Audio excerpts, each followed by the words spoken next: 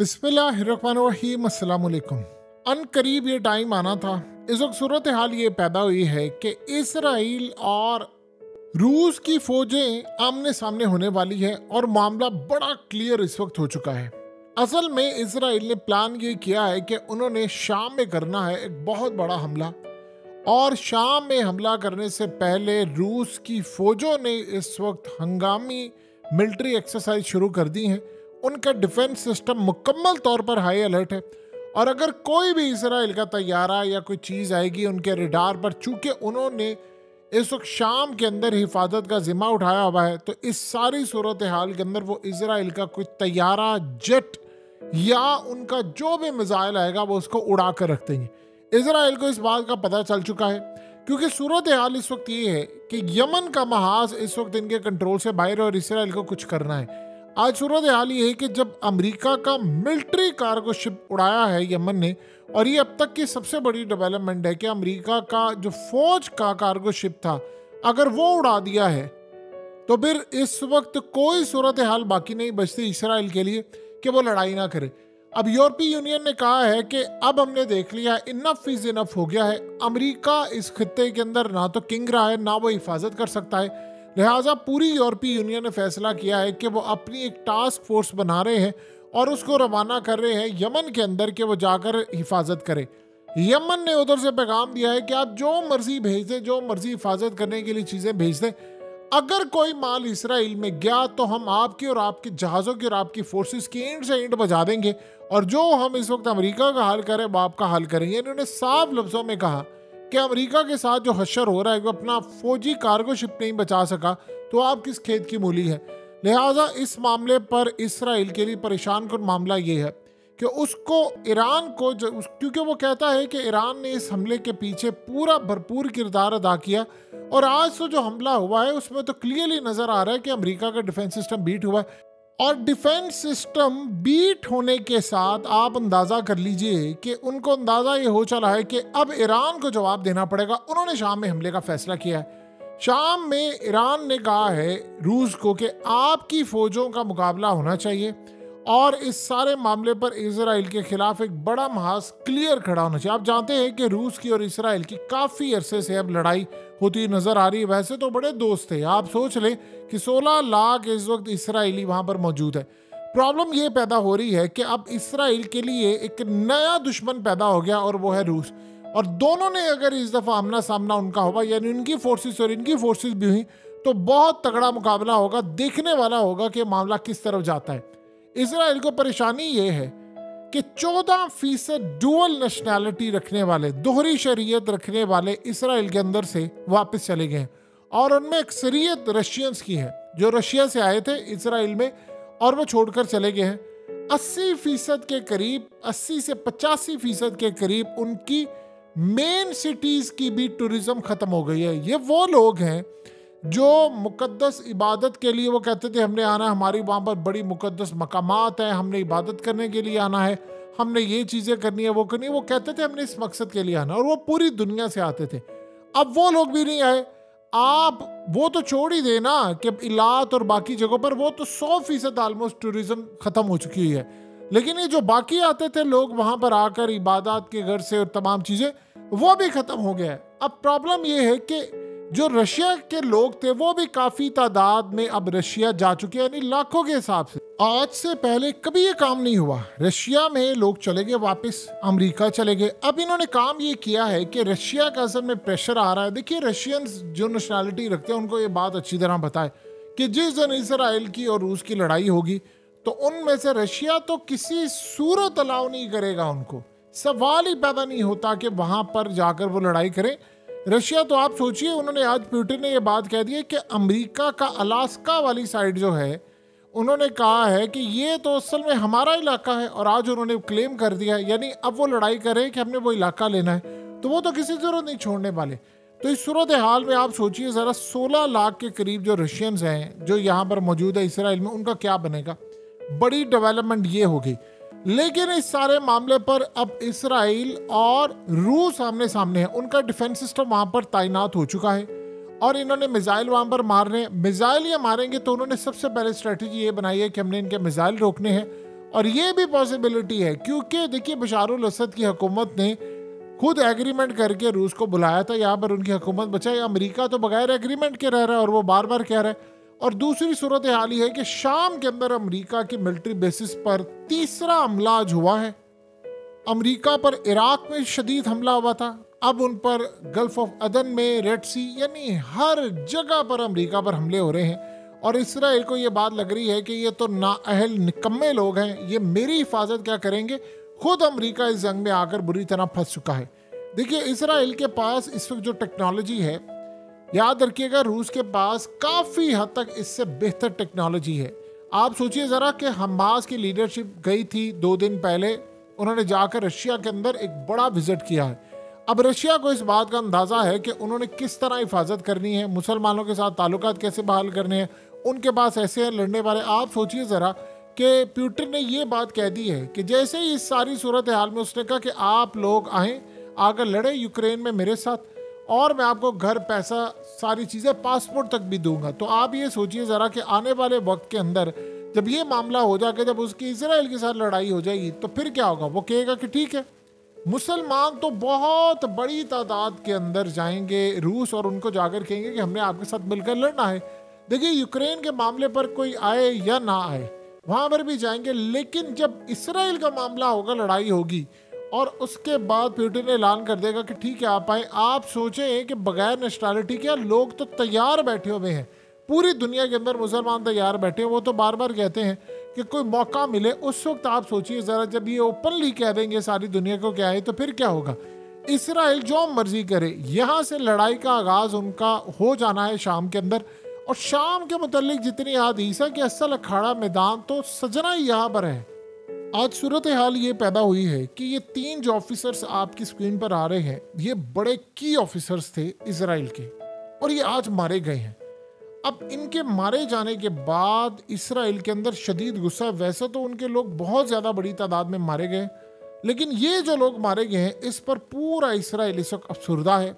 और वो कह रहे हैं कि ये बड़े क्लास के इनके ऑफिसर्स थे और बड़े हाई लेवल के ऑपरेशंस किया करते थे, ये भी आज मारे गए। गुलानी ब्रिगेड से वैसे उनकी ख़त्म हो गई है।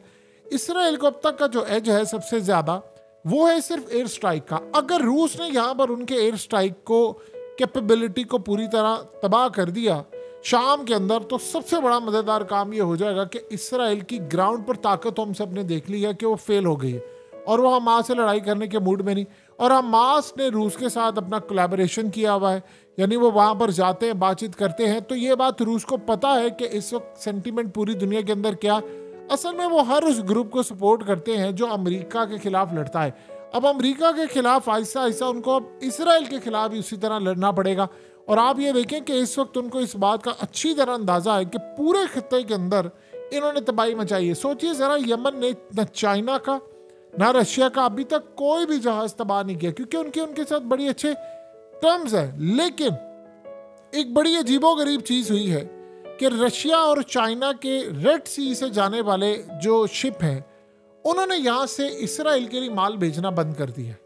अब आप सोचेंगे कि जब उनकी इतने ताल्लुकात है, असल में उन्होंने पैगाम दिया है इसराइल को कि आपके बगैर भी दुनिया चल सकती है, हम उधर से आएंगे तो रेट बढ़ेंगे। उन्होंने क्लियरली कह दिया भाई हम तो पीछे नहीं है, ना तो हम ईरान के पीछे खड़े हुए हैं, ना कोई और मामला है। तो आपके साथ जो हो रहा है वो हमारे साथ भी हो रहा है। यानी असल में बजाय के इसराइल ने समझा कि हम इनको मामला तय करने के लिए कहेंगे, क्योंकि चाइना से बहुत बड़ी तादाद के अंदर माल आता है, तो उन्होंने कह दिया कि भाई हमें आपके माल की ज़रूरत नहीं है, आप इस सारे मामले पर अपने तक रहें।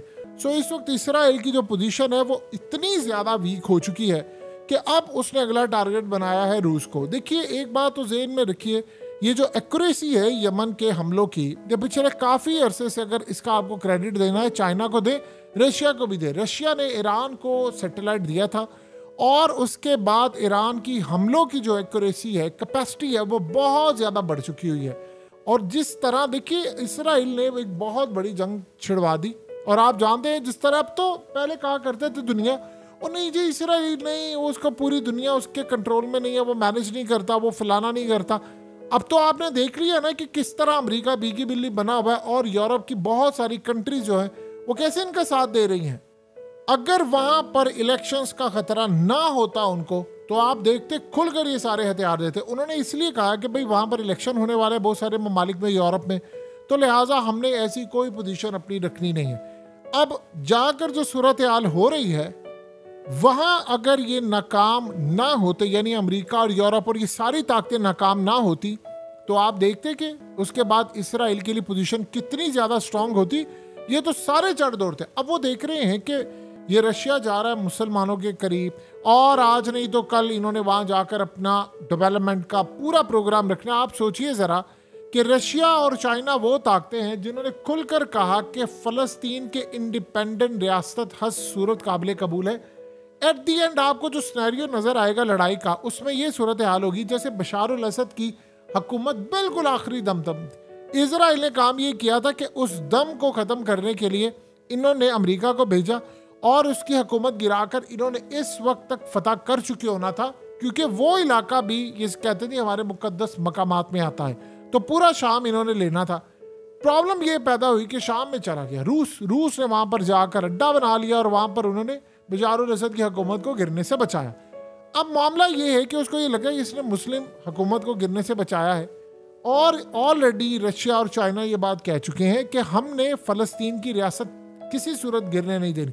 इनको खतरा ये है कि जब आखिरी लेवल का ऑपरेशन होगा तो ये वहाँ पर भी उनकी हुकूमत बचाने के लिए चले जाएंगे, तो हमारे लिए मसला होगा कि अगर वहाँ पर कोई अड्डा या कोई चीज़ होगी। अब तक की सबसे बड़ी डेवलपमेंट ये बन रही है कि रूस को इन्होंने हर सूरत यहाँ से हटाना है, और मज़े की बात यह है कि रूस की बैक के ऊपर शाम में ख़ास तौर पर चाइना बराह रास्त इन्वॉल्व है। वो बशार अल असद को कह चुके हैं, वो ऑलरेडी इनको कह चुके हैं, यानी उनका एक लेवल का जो निज़ाम है ट्रस्ट का वो यहाँ पर बिल्डअप हो चुका हुआ है। आप सोचिए ज़रा कि यूरोपीय यूनियन ने कहा कि हमने 2 स्टेट सोल्यूशन की गुफ्तगू करनी है, और इसराइल के फॉरेन मिनिस्टर को कहा कि ठीक है आप शामिल हो। उसने इनकार कर दिया, उसने कहा जी ये चीज़ें हमें छोड़ दे।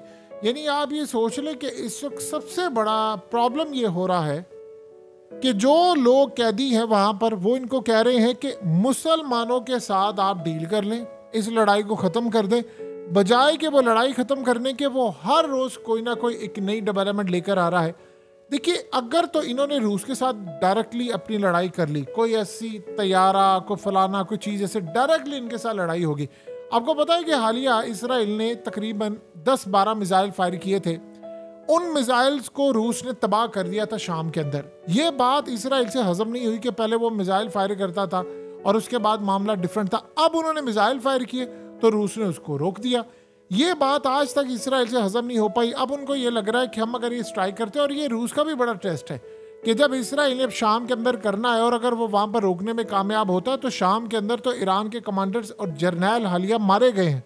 तो यहाँ पर इस वक्त रूस की कैपेबिलिटी का टेस्ट होगा कि वो इसराइल का हमला रोक पाती। अगर उन्होंने इसराइल का ये हमला रोकने में कामयाब हो गए तो इसराइल मजीद बैकफुट पर चला जाएगा और बाकी ताकतों को मजीद बहुत ज़्यादा एक यानी आप समझिए एज मिल जाएगा। जो असल में उम्मीदें लगा कर बैठा हुआ था इसराइल के अमेरिका ये कर देगा वो कर देगा, अब यकीन कीजिए इसराइल को भी अंदाज़ा नहीं था कि अमेरिका इतनी बुरी तरह शिकार होगा। यमन के जो मामले पर याद रखिएगा, अमेरिका को स्टार्ट में समझ नहीं आई थी इस बात की कि यमन की सूरत हाल को किस तरह उसने टैकल करना है इसराइल के लिए। आप सोचे ज़रा 90 लाख के मुल्क यानी एक लोग हैं 90 लाख के करीब, 7-8 लाख या उससे भी ज़्यादा के करीब जो लोग हैं वो ऑलरेडी छोड़कर जा चुके हैं। इकोनॉमी तबाह हो गई है, सब कुछ बर्बाद हो रहा है, इन्वेस्टमेंट तबाह हो रही है। तो सवाल ये पैदा होता है कि अमेरिका और बाकी ताकतें क्यों इतना रिस्क ले रही हैं। यानी उन्होंने जाना ही जाना है इसराइल के लिए शिप देने। आपको अगर शौक है इतना ज़्यादा तो आप रूट चेंज कर लेगा, नहीं है तो आप इसराइल माल भेजना बंद कर दें, या कम से कम आप इसराइल पर प्रेशर डालें कि भाई आप बंदे रिलीज करें।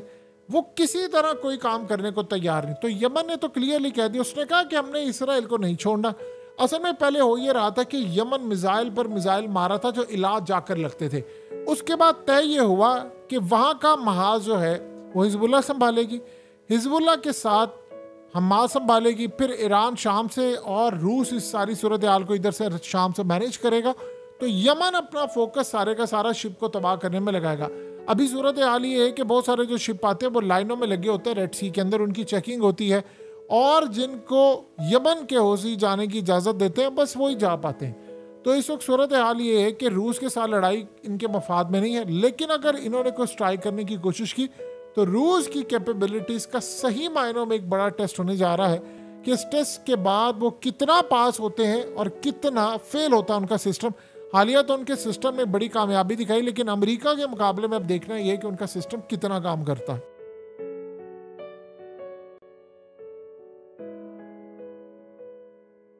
हकीकत टीवी को सब्सक्राइब करना मत भूलें, वीडियो को लाइक करें, शेयर करें और कमेंट सेक्शन में अपनी राय का इजहार ज़रूर करें।